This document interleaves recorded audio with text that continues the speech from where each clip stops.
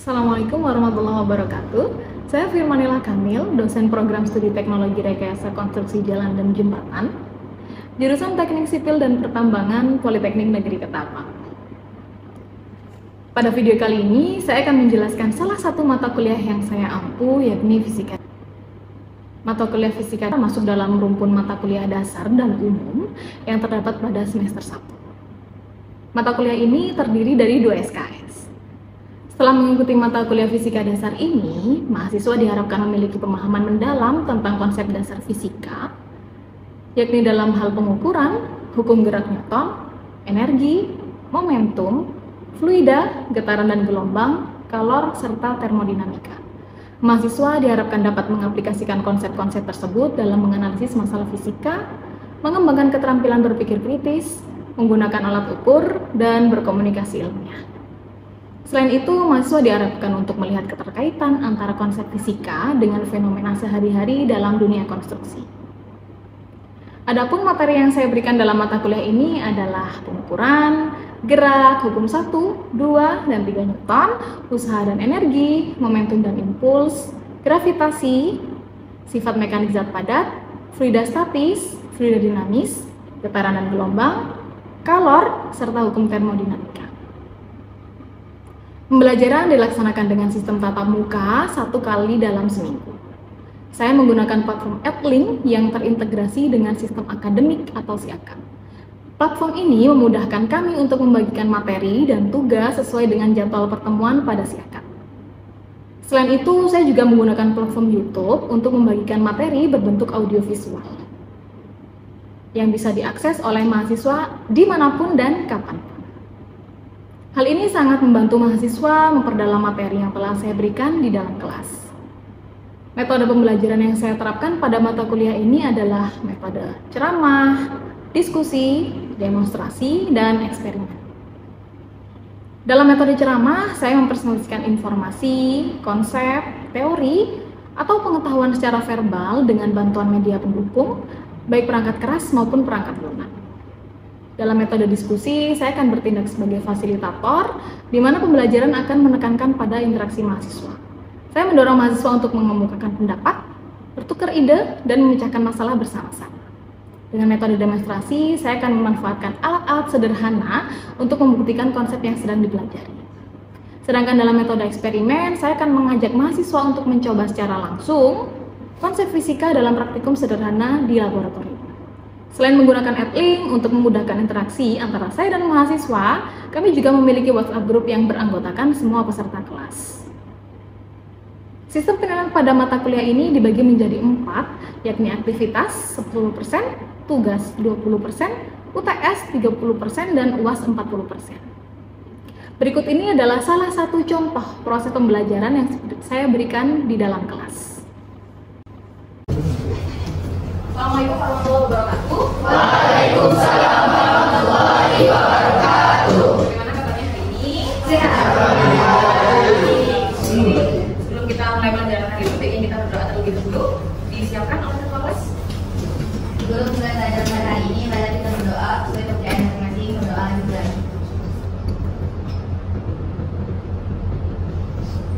Berdoa selesai.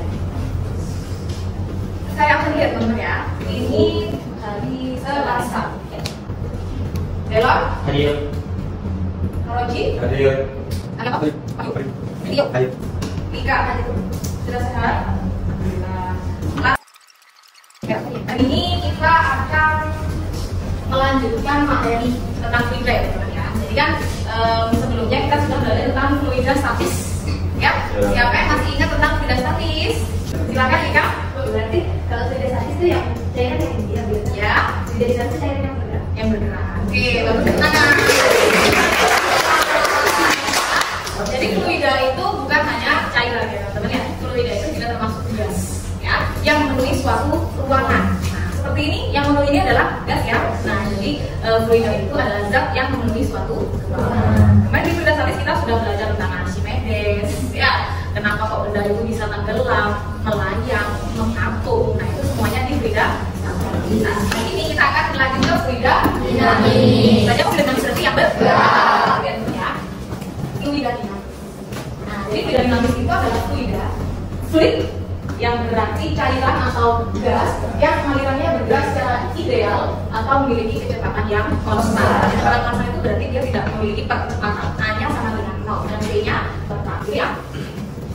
Nah, ini adalah 4 ciri-ciri fluida dinamis, teman-teman. Yang pertama adalah tidak mengalami gesekan. Jadi tidak ada gaya gesek yang bekerja. Ketika dia melewati sebuah dinding apapun itu, pipa, saluran, selang, irigasi atau apapun itu, dia tidak memiliki gaya gesek atau tidak ada gaya FG, ya. Kemudian yang kedua adalah garis arus atau streamline. Jadi dia tidak mengalami turbulensi. Jadi dia selalu lurus, tidak mengalami turbulensi. Turbulensi itu tiba-tiba ada hambatan di dalam ya, sehingga bergejolak. Yang ketiga adalah tunak atau steady. Ya, berarti kecepatannya selalu konstan. Kemudian tidak termampatkan atau inkompresi. Ya. Selanjutnya, setelah jadi dinamis, perhatikan video berikut ini. Teman-teman perhatikan selangnya ya, teman-teman ya. Perhatikan ini kan pertama seperti ini ya, teman ya. Nah, kemudian jadi seperti ini. Nah, yang awalnya dia dipegang biasa saja, ya, selangnya mengalir biasa saja, kemudian ditutup separuh atau ditutup sebagian ininya, lubang selangnya. Ya, apa yang terjadi? Silakan disampaikan ya biasanya. Apa yang berubah dari airnya tadi, teman-teman? Angkat tangan dulu. Apa yang berubah? Silakan ya. Yang berubah adalah kecepatan. Betul. Jadi yang berubah adalah kecepatan airnya. Ayo ulangi lagi. Apa yang berubah? Kecepatan air. Yang awalnya lajunya biasa saja, ya. Jadi dari selang itu airnya jatuh gitu ya, teman-teman ya. Kemudian ketika ditutup sebagian, itu dia akan semakin cepat dan jatuhnya semakin jauh. Ya. Ada sebuah wadah seperti ini, ya. Volumenya 2,85 liter. 2,85 liter itu sama dengan BM pangkat BM pangkat liter. Diisi dengan selang yang tadi, teman-teman.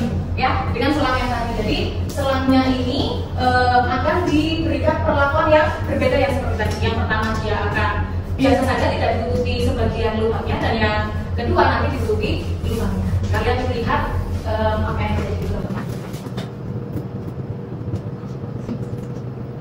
Ya, Bu. Kita isi sampai wadahnya volumenya penuh ya, teman-teman. Nah, ternyata waktu yang dibutuhkan hingga wadah bervolume 2,8 liter itu penuh, ya, yakni 32,5 detik atau sekon. Nah, sekarang bagaimana debit airnya jika selang yang digunakan untuk mengisi air itu ditutup sebagian, gitu ya, teman-teman. Jadi selangnya untuk selang yang tadi, wadahnya tetap pada yang tadi, berarti volumenya harusnya sama, hanya saja yang berbeda adalah langsungnya.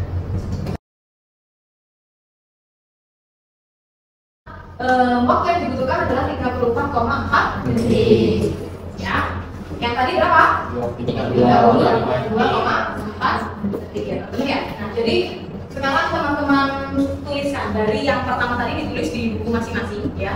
Dari percobaan yang pertama tadi, selang yang tidak diberikan perlakuan, kemudian ditutup sebagian, apa yang terjadi?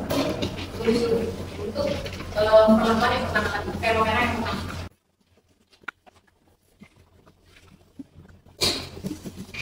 Selang biasa yang mengalirkan air, kemudian berubah seperti apa ketika diberikan perlakuan selang ditutup sebagian.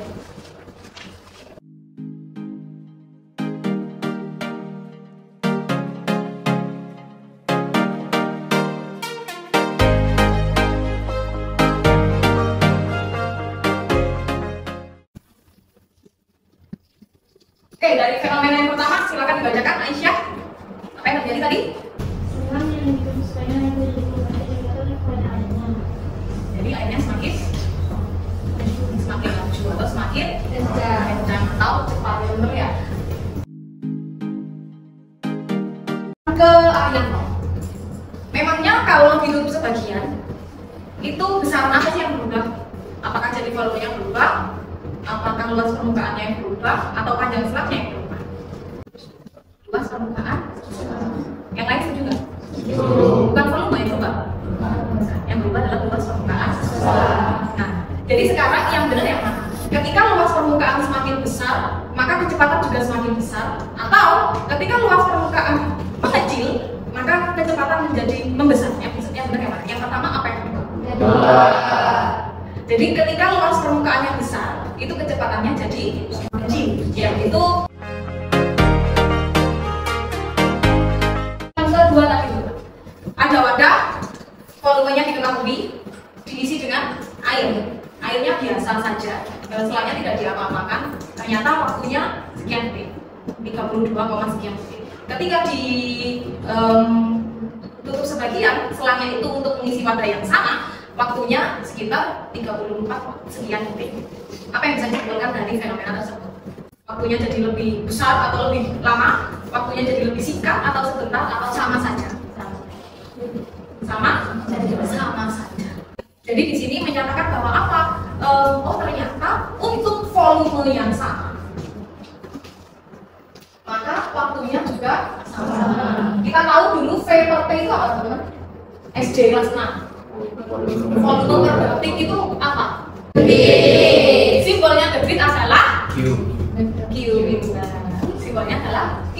Di sini kita tahu jadi Q pada saluran air dimanapun titiknya itu Q-nya sama. Kita selain yang sama ya teman-teman ya, dalam aliran yang sama. Jadi nggak peduli dia lebih besar, lebih kecil ya, itu Q-nya itu selalu sama. Nah, jadi ini namanya adalah hukum kontinuitas. Silakan dibaca hukum kontinuitas oleh Asya.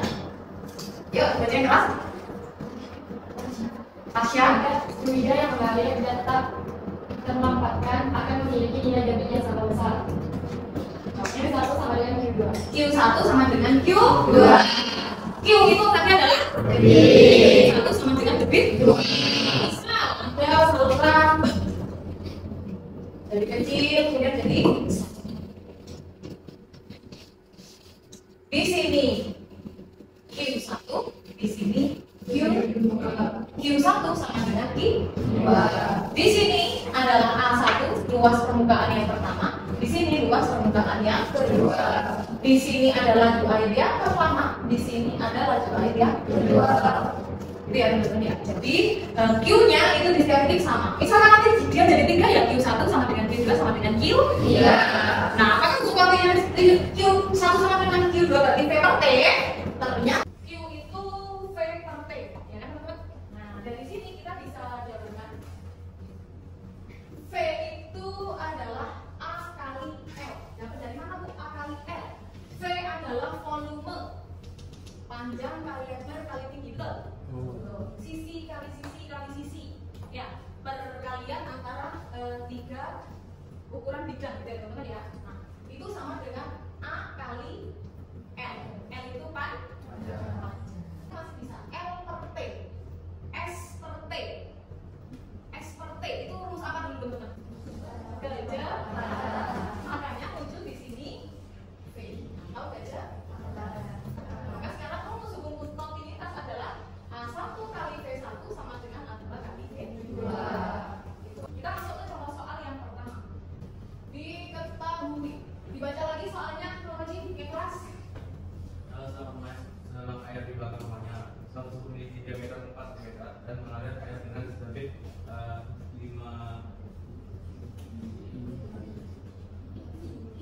liter per detik. Berapa laju air pada saluran tersebut? Oke, yang diketahui apa pertama? Aci? Dari diameter Berapa? 4 meter. 4 cm. Lanjut apa lagi? Uut? Debitnya 5. Debit ya? 5 pi. Lanjut. Berapakah kelajuan air? Kelajuan berarti apa teman-teman? V. Ya. Kita punya Q. Oh, apakah Q-nya itu pakai yang V per T?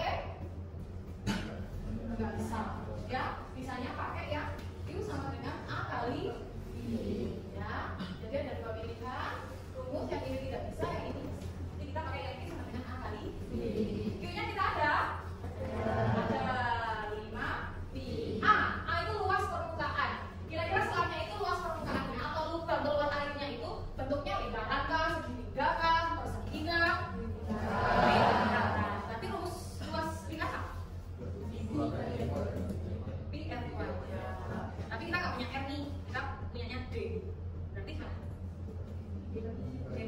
boleh. Atau kalau rumus luasnya pakai dia apa? Udah terus ada suara sebentar yang tadi. Salah. Rumus luas lingkaran itu bisa pi r kuadrat atau 1/4 pi d kuadrat. Karena d-nya 4 maka r-nya berapa? Ini r-nya, jari-jarinya 2 cm. Ini kan liter teman-teman ya. Liter itu sama dengan apa liter? Desimeter. Berarti yang ini juga dijadikan 2 cm menjadi desi. Itu naik apa turun? Naik berapa? 1. Naik 1. Hasilnya?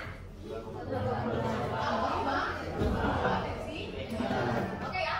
Nah, kita masukkan di sini pi kali r kuadrat 0,2 kuadrat kali. Apakah ada yang sama antara kanan dan kiri? Apa yang sama? Pi. Berarti pi-nya boleh dicoret. 5 sama dengan 0,2 kuadrat. 0,2 besar ya, 0,04 kali 5. Maka pi sama dengan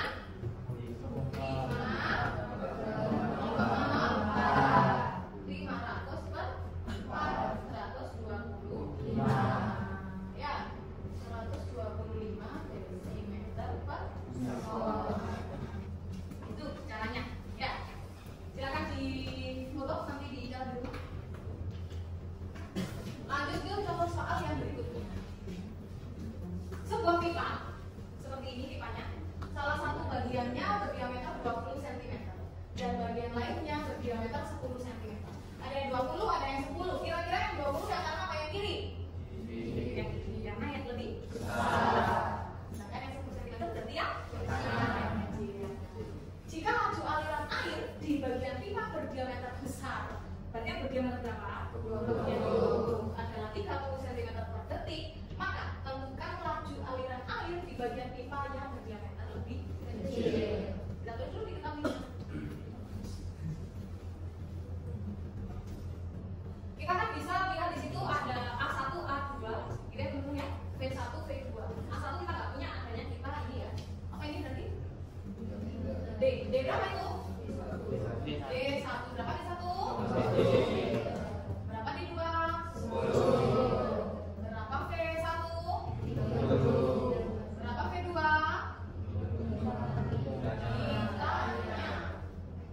Ya kan? Ada yang perlu dirubah satuannya nggak teman-teman? Enggak ya? Karena sudah sama-sama ya. Dan di sini kita boleh langsung pakai rumusnya, rumus kontinuitas yang tadi. Siapa masih ingat tadi?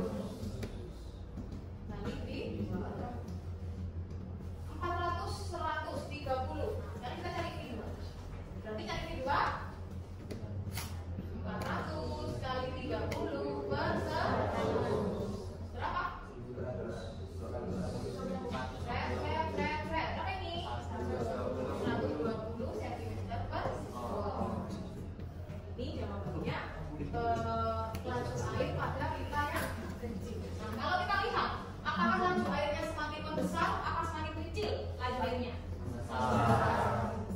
Yang kita lihat saat diameternya 20 cm, kelajuannya cuma 30. Pas di diameternya mengecil dari 10 cm, kelajuannya jadi 120. Jadi nanti ya tadi asumsi kita ya teman-teman ya, kalau diameter atau luas permukaannya mengecil, laju air semakin terlebih dari rumus. Contoh soal yang terakhir, ya. Misalkan ada kontainer air seperti ini. Di sini kontainer airnya ada tempat untuk singgahnya air, ya teman-teman ya. Ada pipa yang masuk, ada pipa yang keluar. Di sini juga berlaku hukum kontinuitas, tapi bedanya adalah Q yang masuk itu harus sama dengan Q yang keluar. Yang masuk itu yang berapa? 1. Yang keluar? 3. Jika debit pada titik 1, mana titik 1? Ini ya. Nah, jika debit pada titik 1 berarti masuk atau keluar itu? Jika debit pada titik 1 adalah 7,2 meter kubik per sekon, maka berapa nilai debit pada titik 2 dan 3? Semuanya ditulis di bukunya masing-masing. Di sini saya berikan.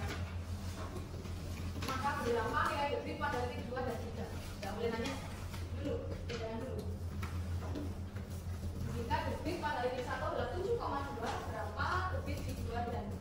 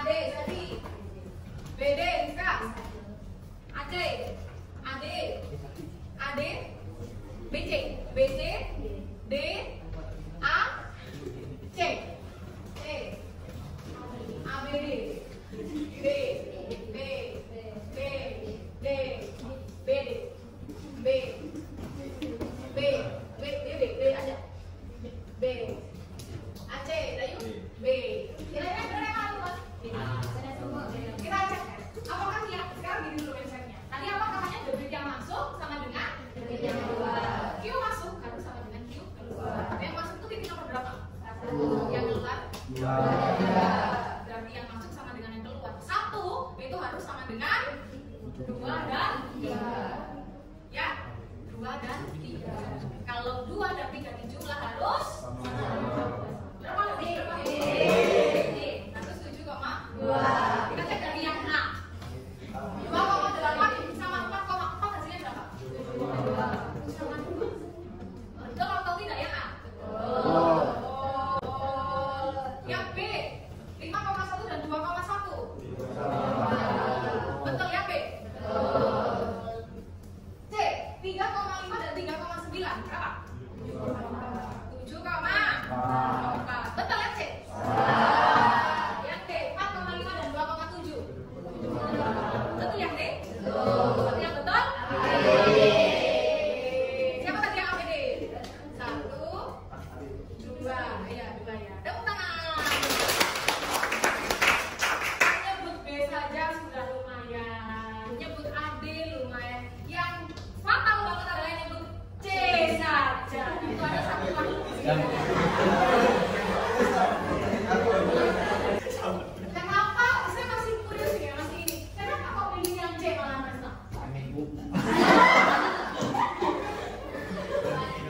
Malah yang hasilnya benar-benar bukan 7,2, ya kan? Jadi kalau untuk kontinuitas kalau seperti ini cuma ditanyakan yang berapa debitnya. Tapi kalau sudah lanjutan nanti sudah ditanyakan nih, di sini jadinya kecepatannya berapa, di sini kecepatannya berapa, luas permukaan, waktu, volume dan lain-lain. Jadi yang dibublek-bublek adalah V partai dan A kali V dengan asas yang tetap sama. Debit yang masuk harus sama dengan debit yang keluar. Selanjutnya kita bisa